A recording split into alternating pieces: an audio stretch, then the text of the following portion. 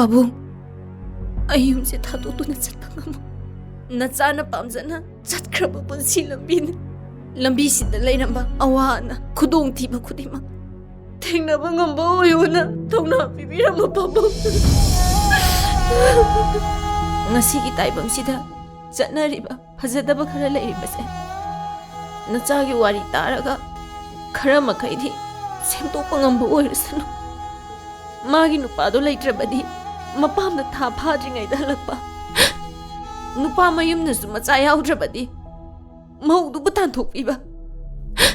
Machabu semba chaunaba yokpa ngamdabagi chatnabido madu singnaduna nacha hingjaba ngamjaba hoijage Pabung. Mama moirakatabi aina ipamda leiduna ichabu semba ai pamde. Mapa mapugi haurakpa masak khangna mapa yaudраbasu ichabu mama khudimakna thongna leina sema ngammi haibase nachawut papa me ichabu sema ngamba oijage Pabung thongna pina Pabung. Ipana nga siri thogyal pirabani akhang kan pi mama haibado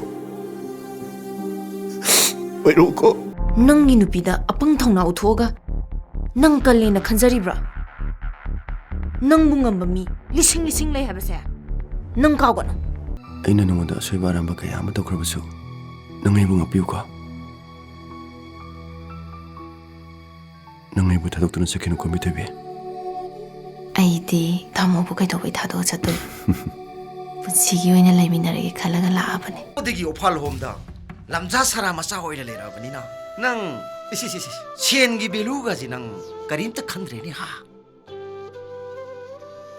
aina thawai ji kubak ta haptra senji wana tali adugo nang na nuai lo sen bagi moni natro da miyoiba moina miyoiba nangangna ba wahina ai bungang biyo jaibiyo aise mitop natiye masigi taibang sida aduk na hawari binangna karam nai tom hingani nangi khambada ai tasina wai asing batan jangari banu pa kya gi mafamdagi ai nangi punchigi sambolina khajage ai bu thajabiyo Lisnabu pibana lokthok loksin tawba ka hena naksina ba matau se ai di pamjade bo aduge ibema noi tamo he Pabung hoina khanga adine wayang ngangnarakani aduna nang pibabu chekchina sinawko Lisnaga ka hena naksina hanganoba urina manakna bu upaldi pagumna nupa nupi anina ka hena naksina rabadi thokhaningdaba thuduk tholakani aduna nang pibabu chekchina sinawko ibemana hairido yam summabane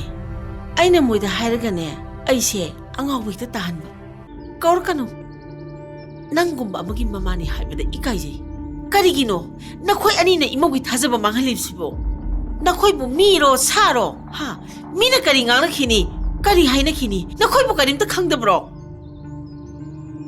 ima ayam lale ai bung tangak piyo nangbu kanano aidi nangche mine khalubani asigumba lamsa sinane nangi nupaduna nangbu miraiba soidina oiramgani